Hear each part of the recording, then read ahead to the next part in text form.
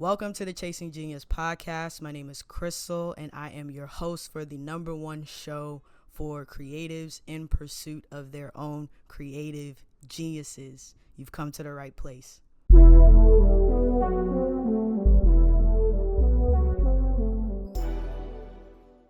So sometimes I find myself in a self-help bubble where I'm watching videos after videos, reading Twitter threads after Twitter threads, self-help TikToks after self-help TikToks, under the guise of being motivated and inspired and encouraged.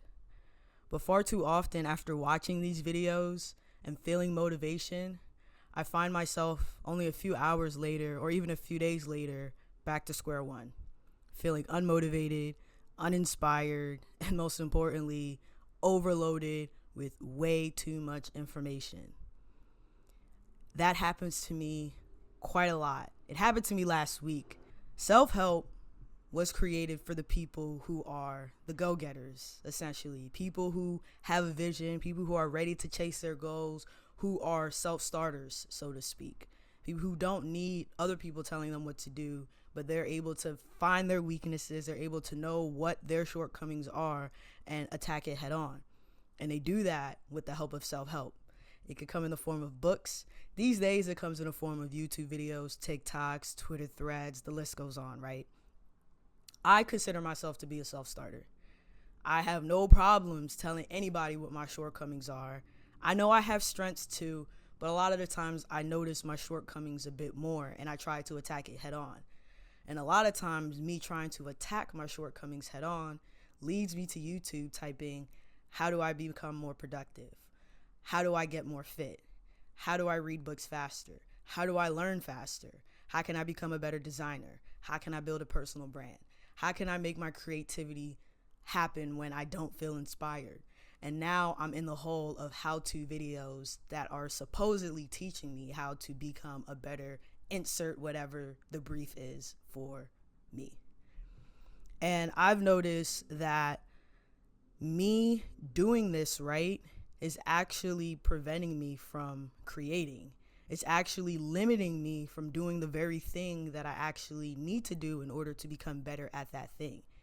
Watching videos on how to be a better designer isn't actually helping me become a better designer, because after watching those videos, I don't design anything.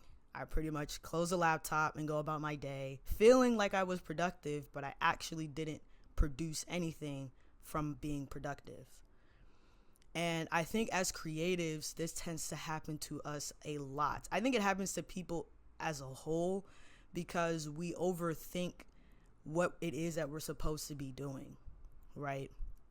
The only way you're going to get better at something is to do the thing. You're not going to become a better basketball player if you don't play basketball. You're not going to become a better writer if you don't write. You're not going to become a better singer if you don't sing. But because we've been taught through years of education, right? We all went to school. Even if we didn't go to college, we still probably did elementary, middle, and high school.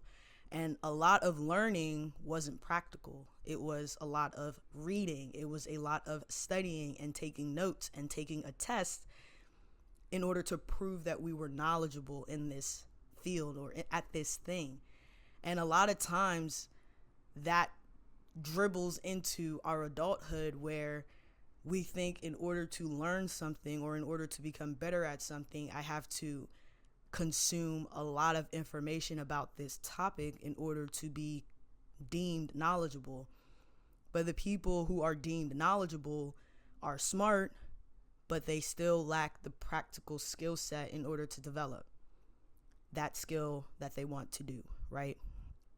And I find that the more that we consume and disguise it as learning or as educating ourselves, the less we are actually creating and doing the thing that we desire to do. So in my case, watching a bunch of design videos isn't actually going to help me become a better designer. What's going to help me become a better designer is opening up Adobe Photoshop or Illustrator or Canva and trying to design something to actually learn that tool to better suit me. And of course, if I do run into a problem where I actually don't know what to do, or I can't find a particular tool, or there's a particular technique that I don't know how to do, then and only then should I then go to YouTube or Google to find the answer to do that thing. So basically, what I'm saying is self-help started off as a good thing, learning how to be better human beings, how to be 1% better at this thing called life. But life isn't lived through just learning. Learning doesn't have to be passive. Learning shouldn't be passive. Learning has to be practical. It has to be active. You have to attempt to do the thing that you want to do in order to actually get better at it.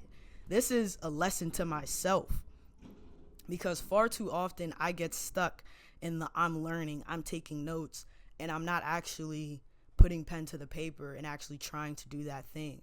So I would advise any artist, any creative, any person, if there's something that you want to get better at doing, create more than you consume. You will only learn by actually doing. I think my second advice would be to find what works for you. And there's a lot of information out there that is about how you should do something or how people think it will help you to be better. So many morning routines, so many productive routines, so many book offerings, so many podcasts. And I'm guilty of this because I listen to a lot of podcasts. I watch a lot of YouTube by gurus and days in the lives, and I study how people create their lifestyle.